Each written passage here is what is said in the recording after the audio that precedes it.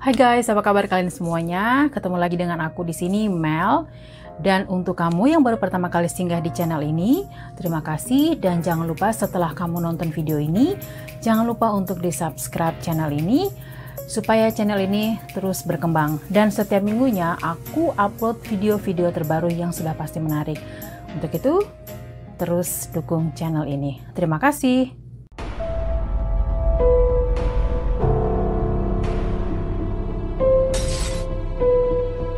Oke guys, kali ini aku akan bahas kasus-kasus orang hilang yang belum terpecahkan hingga saat ini. Yang pertama, Dorothy Jane Scott. Pada musim semi tahun 1980, Dorothy yang merupakan single mom berusia 32 tahun dan pada saat itu tinggal di Stanton, California. Dia tinggal dengan tantenya dan anak laki-lakinya yang berusia 4 tahun yang bernama Shawn. Dia bekerja di salah satu toko yang bernama Swingers Psych Shop di Anaheim sebagai seorang sekretaris. Dia sangat dekat dengan ibunya yang tinggal di Anaheim. Seperti yang aku bilang sebelumnya, kalau Dorothy ini sangat dekat dengan ibunya. Dan kebetulan juga ibunya itu kan tinggalnya dekat dengan tempat kerjanya si Dorothy. Jadi setiap hari Dorothy sebelum dia pergi kerja, dia selalu menitipkan anaknya di rumah ibunya. Dan Dorothy itu merupakan seorang pekerja keras ya. Jadi seperti yang aku juga bilang sebelumnya, kalau dia itu kan seorang single mom dan dia juga seorang yang sangat taat beragama, dan setiap minggunya dia kebetulan beragama Kristiani, dan setiap minggunya dia juga selalu pergi ke gereja. Dan dia pada saat itu tidak ingin mencari pengganti pasangan sebelumnya. Jadi dia hanya ingin fokus kepada anaknya, ingin fokus untuk membesarkan anaknya. Jadi kehidupan Dorothy itu normal-normal saja. Hingga suatu waktu Dorothy itu mendapatkan satu telepon misterius dari seorang pria di tempat kerjanya. Dan pria itu mengaku kalau dia sudah menyukai si Dorothy sudah sangat lama ya. Dan pria tersebut juga sudah mengetahui gitu loh kegiatan si Dorothy, dan dia juga tahu di mana tempat tinggalnya si Dorothy. Dia juga tahu kalau dia tuh single mom. Dan dia juga tahu kalau dia memiliki satu orang anak. Dan sepertinya pria ini memang sudah mulai membuat Dorothy khawatir. Dan karena saat itu Dorothy berusaha untuk berpositif thinking, dia pikir ini mungkin hanya iseng-iseng aja. Dan si Dorothy pun akhirnya tidak menggubris si pria ini. Dan di hari selanjutnya pria ini masih terus-terusan menelepon si Dorothy. Dan pria ini juga tidak hanya menelepon ke kantornya si Dorothy, tapi dia juga sudah mulai mengganggu ibunya si Dorothy. Jadi dia juga sudah terus-terusan menelepon ke rumahnya si ibunya Dorothy. Dan dia pun semakin lama semakin mengancam si Dorothy kalau dia akan membunuh si Dorothy. Dan Dorothy pun curhat ke ibunya. Dia sepertinya mengenali suara si pria ini, tapi dia lupa gitu loh, ini siapa nih. Tapi seperti dia pernah mengetahui pria ini. Dan Dorothy pun curhat ke ibunya kalau dia semakin tidak nyaman dan semakin ketakutan pastinya. Hingga suatu waktu si pria misterius ini juga menelpon kembali. Dan dia bilang kalau dia akan menculik Dorothy dan akan membunuh Dorothy dan akan memotong-motong Dorothy menjadi kecil-kecil sehingga tidak ada orang yang bisa mengenali si Dorothy. Pria misterius tersebut terus-terusan menelepon si Dorothy hingga satu waktu dia bilang ke si Dorothy kalau pria ini memberikan sesuatu di depan rumahnya. Dan pada saat si Dorothy cek, ternyata pria tersebut menaruh bunga mawar yang sudah mati di atas mobilnya si Dorothy. Dan Dorothy pun merasa ini merupakan sepertinya kayak ancaman awal ya. Dan dia pun memutuskan untuk belajar bela diri dan membeli senjata untuk memprotek dirinya. Pada tanggal 28 Mei, pada saat itu Dorothy lagi bekerja gitu, dan teman kerjanya si Dorothy yang bernama Conrad Boston, jadi dia mengalami kayak seperti lebam gitu di lengannya, dan si Dorothy itu bilang, kenapa dengan lengan kamu? Terus akhirnya Dorothy menawarkan untuk membawa si Conrad ke emergency room untuk diperiksa. Akhirnya Dorothy, Conrad, dan Pam, teman kerja lainnya juga, akhirnya juga mengantar si Conrad ke emergency room. Dan pada saat dokter periksa dan ternyata lengannya si Conrad itu terkena gigitan laba-laba.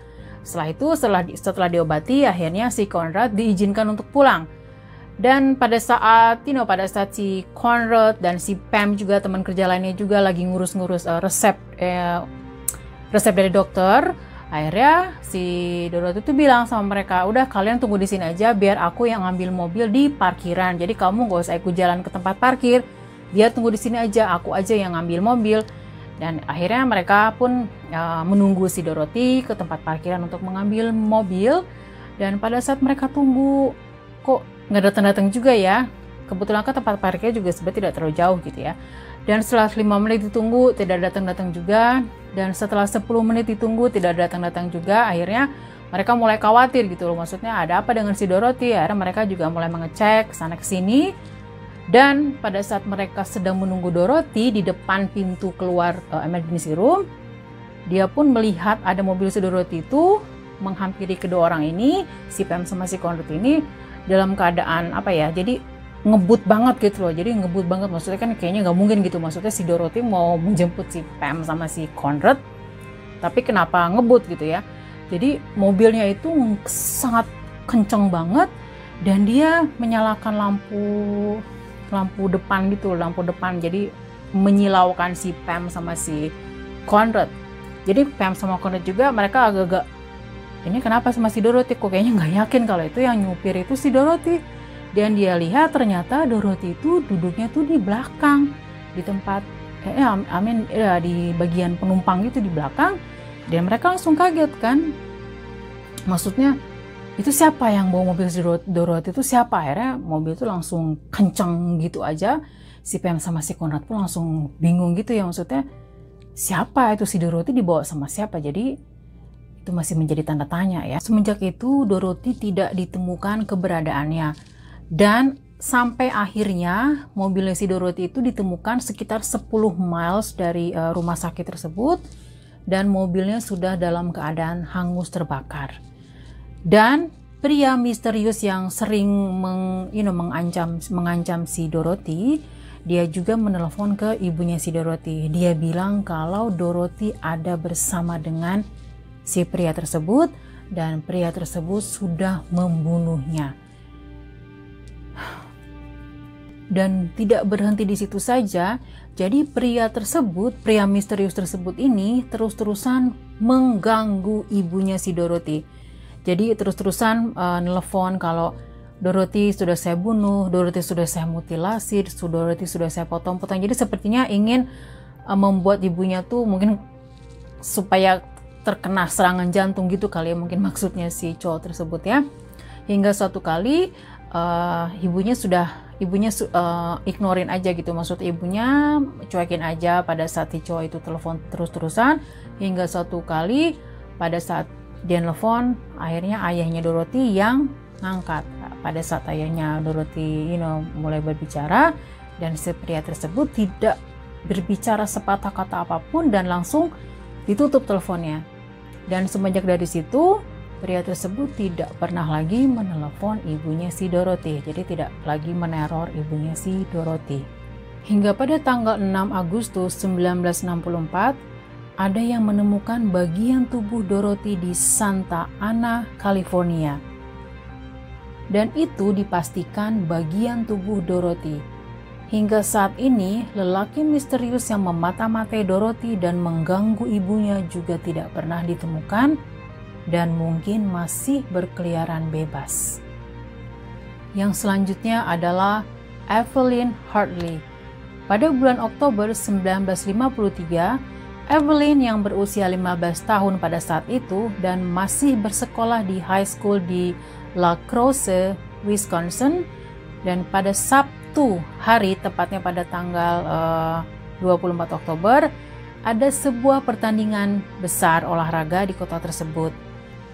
Evelyn setuju menjaga anak dari keluarga Rasmussen karena keluarga Rasmussen mau menonton pertandingan tersebut dan tidak ada yang menjaga anak kecilnya yang berusia 20 bulan.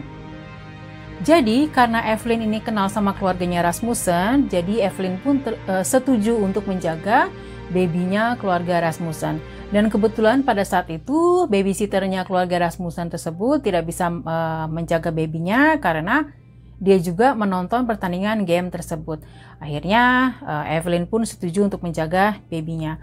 Pun membawa buku-buku pelajaran sekolahnya. Jadi pada saat bayinya tertidur, si Evelyn bisa sambil mengerjakan tugas-tugas sekolahnya dan bisa juga sambil belajar. Dan pada malam itu, Evelyn berjanji kepada ayahnya akan menghubungi ayahnya pada pukul 8.30 malam. Jadi, pada saat itu ayahnya menunggu-menunggu gitu. Maksudnya Evelyn ini nggak ngasih kabar. Maksudnya kan karena dia sudah janji akan menghubungi ayahnya pada jam 8:30. Dan karena ayahnya khawatir, akhirnya ayahnya mencoba untuk telepon si Evelyn. Dan ternyata Evelyn tidak merespon telepon si ayahnya, dan ayahnya juga semakin khawatir. Akhirnya ayahnya juga menelepon keluarga Rasmussen, dan keluarga Rasmussen juga berusaha untuk mengontak Evelyn juga, dan ternyata tidak dijawab-jawab juga sama si Evelyn. Dan akhirnya ayahnya tanpa pikir panjang lagi, ayahnya langsung datang ke rumahnya si keluarga Rasmussen tersebut dan mencoba mencari keberadaan si Evelyn. Maksudnya apakah ada tanda-tanda Evelyn di ruang tamu, ataukah ada tanda-tanda Evelyn di kamar. Jadi setelah dicek, pintunya masih dalam keadaan terkunci, tapi lampunya masih menyala, dan dia juga mendengar kalau radionya juga masih nyala. Jadi mungkin dia pikir apa Evelyn mungkin lagi di kamar mandi. Tapi setelah dia gedor-gedor, ketok-ketok itu tidak ada jawaban dari dalam. Dan ayahnya pun semakin curiga. Jadi setelah ayahnya tuh berusaha untuk memanggil-manggil Evelyn tapi tidak ada respon dari dalam rumahnya, dan akhirnya ayahnya tuh tidak berpikir panjang lagi, langsung mendobrak rumah keluarga Rasmussen. Dan ayahnya mendapati kalau ruang tamunya itu sudah berantakan gitu, dan buku-bukunya Evelyn itu juga sudah berserakan kemana-mana begitu. Dan dia juga menemukan ada satu pasang sepatunya si Evelyn, dan ayahnya menemukan satu pasang sepatunya si Evelyn. Dan ayahnya pun semakin curiga, wah ini pasti ada sesuatu yang tidak baik di rumah itu kan ya. Akhirnya dia juga berusaha untuk mengecek ke setiap ruangan-ruangan lainnya. Dia ngecek kamar mandi tidak ada, dan dia mengecek ke kamar bayi. Dia menemukan bayinya, tapi bayinya selamat. Bayinya itu masih dalam keadaan tertidur pulas. Akhirnya dia mengecek basement, dan setelah dia cek basement, jadi dia melihat kalau ada di tangga menuju basement itu melihat ada bercak darah, dan dia menemukan ada satu pasang sepatu si Evelyn yang lainnya itu ditemukan di basement, dan ada bercak darah di sepatunya Evelyn.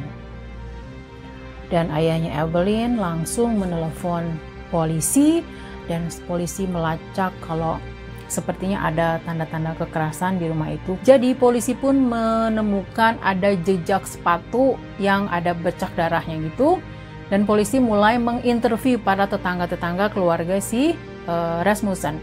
Dan ada satu tetangga yang bersaksi kalau pada jam 7 malam mereka mendengarkan suara jeritan. Dan setelah itu langsung quiet kembali, langsung sepi kembali. Dan mereka pikir itu babysitter lagi bermain sama bayinya. Jadi mereka pun langsung, oh mungkin tidak apa-apa gitu ya. Dan ada tetangga lainnya juga yang memberikan kesaksian. Tetangga itu bernama Ed. Jadi si Ed ini bersaksi kalau pada malam itu ada sebuah mobil yang sangat kencang, dan mobil itu sepertinya hampir menabrak si Ed. Jadi mungkin karena terburu-buru gitu ya. Jadi dan dia melihat kalau di belakang di bagian penumpangnya itu ada seorang pria lagi memegang seorang wanita. Dan si Ed pun karena pada saat itu kan gelap, jadi dia sama sekali tidak bisa melihat nomor plat mobil. Jadi mobil itu sangat kenceng banget gitu ya. Jadi setelah bertahun-tahun setelah kejadian tersebut tidak ada yang menemukan keberadaan si Evelyn. Dan akhirnya orang tuanya Evelyn memutuskan untuk berpindah rumah. Dan akhirnya mereka pun meninggal. Jadi sungguh sangat disayangkan ya, hingga pada saat mereka meninggal mereka tidak mengetahui keberadaan si Evelyn. Hingga pada tahun 2004 ada seorang pria yang bernama Mel Williams. Dia datang ke kantor polisi, dia membawa satu rekaman percakapan. Jadi di dalam rekaman percakapan itu ada seorang pria yang bernama Clyde Peterson. Jadi si Clyde Peterson ini dia bersaksi gitu loh kalau dia pernah menculik dan membunuh seorang wanita yang bernama Evelyn. Jadi Clyde Peterson ini beserta kedua temannya itu menculik dan membunuh Evelyn. Dan pada saat rekaman itu diberikan ke polisi, karena ini kan kejadiannya sudah bertahun-tahun lamanya gitu ya, dan pelakunya pun sudah pada meninggal. Jadi ya sampai orang tuanya Evelyn meninggal, jadi tidak pernah tahu gitu. Jadi siapa pelaku sebenarnya, wujud pelakunya seperti apa gitu. Jadi memang tidak pernah terungkap. Oke, kasus yang ketiga, Linda Sherman. Pada tanggal 22 April 1985, Linda yang berusia 27 tahun pada saat itu menghilang tanpa jejak. Dia meninggalkan suaminya Donald Sherman dan anak perempuannya yang berusia 10 tahun, serta orang tuanya yang tinggal sebelahan dengan mereka. Jadi sejarah pertama kalinya Linda ketemu sama suaminya Donald itu, jadi mereka tuh pada saat di high school, mereka ketemuan gitu, dan mereka langsung jatuh cinta gitu loh. Dan mereka pun akhirnya memutuskan untuk menikah. Jadi pada tahun 1985 itu mereka memutuskan untuk menikah muda. Dan akhirnya si Linda hamil dan Linda memiliki anak yang bernama Patty. Setelah Linda melahirkan, Linda pun menitipkan anaknya kepada ibunya. Kebetulan kan ibunya kan mereka tetanggaan gitu kan ya. Jadi Linda pun kembali lagi bersekolah. Dan setelah itu Donald, karena mereka sudah punya anak, jadi si Donald itu suaminya Linda harus menafkahi mereka ya. Jadi Donald pun mendapatkan pekerjaan di salah satu gas station, dan dia juga bekerja menjadi seorang ahli mesin di salah satu pabrik gitu. Dan setelah lulus dari sekolah, si Linda juga mendapatkan pekerjaan di salah satu kantor pemerintahan Amerika, dan dia pun mendapatkan mendapatkan posisi yang bagus ya di tempat tersebut. Jadi Linda bekerja sebagai seorang record center. Jadi bekerja yang ngurusin surat-surat atau dokumen-dokumen penting begitu ya. Dan setelah 2 tahun rumah tangga mereka, ya karena kan mereka akan menikah pada saat masih muda ya. Jadi mereka sudah mulai ada pertengkaran-pertengkaran, dan mereka pun juga sudah mulai ingin berpisah satu sama lain. Jadi Linda tuh beranggapan kalau Donald suaminya itu merupakan seorang yang sangat posesif, controlling, dan pencemburu ya. Dan pada tahun 1977, tepatnya pada bulan Oktober, Linda akhirnya memutuskan untuk bercerai. Jadi Linda sudah mengajukan surat-surat untuk bercerai. Dan akhirnya setelah mereka membahas kembali, mereka saling maaf satu sama lain, dan Linda pun akhirnya mengurungi niatnya untuk bercerai. Jadi ditarik kembali keputusannya untuk bercerai, dan mereka pun bersatu kembali. Dan hingga pada tahun 1982, Linda itu mengalami keguguran. Dan setelah keguguran itu, kondisinya si Linda itu semakin lama semakin memburuk. Dan Linda pun sering mengalami kejang-kejang, sampai akhirnya dokter mendiagnosa kalau Linda itu ada penyakit epilepsi. Dan kelakuannya si Donald itu semakin lama semakin memburuk ya. Jadi dia semakin lama semakin kasar terhadap Linda. Dan dimana kan keadaan Linda ini kan setelah keguguran semakin down ya. Jadi si Donald itu nggak peduli gitu loh. Jadi dia semakin lama semakin kasar. Dan akhirnya Linda memutuskan untuk berpisah dengan si Donald. Jadi Linda itu akhirnya tinggal di apartemen bersama anaknya di salah satu kota lainnya ya. Dan Linda pun mengklaim kalau suaminya itu sering mengancam Linda akan membunuh Linda beserta anaknya. Dan setelah membunuh Linda dan anaknya, dan Donald pun akan bunuh diri. Jadi Linda pun semakin ketakutan ya. Dan setelah melalui kekacauan dan drama keluarga ini, akhirnya mereka memutuskan untuk bersatu kembali. Dan tepatnya pada tanggal 11 April 1985, Linda itu bekerja malam. Jadi pada saat itu Linda tuh kebagian shift malam ya. Dan Linda pun pulang pada jam 3 pagi. Dan Donald itu marah-marah. Jadi dia menginterogasi si Linda, kemana aja kamu? Jadi apakah kamu benar-benar bekerja malam? Apa kamu pergi dengan cowok lain? Apakah ada cowok yang menunggui kamu selama kamu bekerja malam? Jadi itu pertanyaan-pertanyaan itu terus diberikan kepada si Linda. Jadi si Donald terus-terusan menginterogasi Linda sampai akhirnya mereka bertengkar hebat selama 1 jam. Dan akhirnya Linda memutuskan untuk tidur di sofa. Jadi dia tidak tidur bersama si Donald. Dan pada pagi hari sebelum anaknya si Linda ini pergi ke sekolah, jadi si Patty, anaknya Linda ini berusaha untuk ngebangunin si Linda. Tapi Linda karena mungkin dia habis kerja malam, jadi dia ngantuk, capek, jadi Linda nggak bangun-bangun gitu. Dan akhirnya si Donald yang mengantar Patty pergi ke sekolah. Jadi kebiasaan ini sangat-sangat jarang ya. Karena kan selama ini biarpun Linda secapek apapun, pasti Linda pun selalu mengantar si Patty pergi ke sekolah. Jadi Donald itu tidak pernah meluangkan waktunya untuk mengantar si Patty ke sekolah. Jadi setelah Donald drop anaknya ke sekolah, Donald pun langsung pergi kerja. Dan setelah si Donald pulang kerja, dia melihat Linda itu masih tertidur di sofa. Dan Donald pun berusaha untuk membangunkan si Linda, karena kan Linda harus masuk kerja ya, karena kan dia kerja malam. Dan setelah Linda bangun, Linda tuh masih dalam keadaan marah karena kan semalam sebelumnya kan dia diinterogasi terus-terusan sama si Donald. Akhirnya mereka pun bertengkar kembali. Dan setelah mereka bertengkar kembali, akhirnya Linda langsung pergi kerja begitu aja dan tidak pernah pulang kembali. Dan Donald pun mengklaim kalau Linda itu memiliki pria idaman lain. Dan seminggu sebelum si Linda kabur dari rumah, jadi Donald itu sudah memata-matai dan Donald itu melihat kalau pernah berpapasan dengan mobil van, dan itulah mobil yang dicurigai mobil cowok dari si Linda. Jadi pada saat Linda tuh tahu, oh itu tuh ada suami gue, langsung si Linda itu bersembunyi, langsung kayak yang nunduk gitu biar supaya suaminya nggak ngeliat. Dan Donald tahu akan hal itu menurut kesaksian si Donald. 5 tahun tidak ditemukan keberadaan si Linda, akhirnya ditemukanlah tengkorak manusia di semak-semak sebuah restoran. Dan tengkorak tersebut yaitu Linda. Dan polisi tidak memiliki banyak bukti kalau pelakunya itu Donald. Meskipun Donald ini dicurigai pelaku utamanya, tapi dia dibebaskan karena tidak banyaknya fakta-fakta yang mengarah ke Donald sebagai pelakunya. Dan pada tahun 2015, Donald meninggal di usia 58 tahun. Jadi tidak pernah ada yang tahu siapa pelaku pembunuh si Laura ini. Oke guys, jadi itulah kasus-kasus orang hilang yang belum terpecahkan hingga saat ini. Kalau kalian suka sama video ini, tentunya jangan lupa untuk di like. Dan jangan lupa juga untuk kalian yang belum subscribe channel ini, di subscribe channel ini supaya channel ini semakin berkembang. Dan jangan lupa juga untuk tekan tombol lonceng notifikasinya supaya kalian tahu pada saat saya upload video terbaru.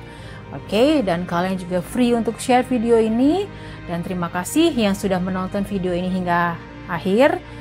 Dan sampai ketemu lagi di video-video selanjutnya. Terima kasih.